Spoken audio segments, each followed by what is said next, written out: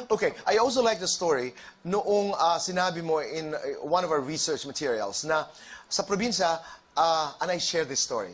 Ang akala mo, ang tali-talino mo, ang galing-galing mo. Tapos pumasok ka ng Lasal, only for you to realize and to be humbled na ang dami palang magaling. I mean, what is the story there?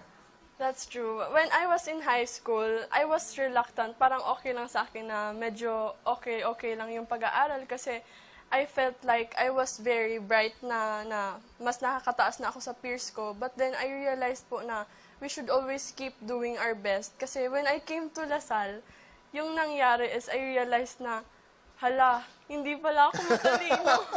So, I thought, hindi pala ako matalino. I was just a little bit matalino. So, yun. Humbling, no?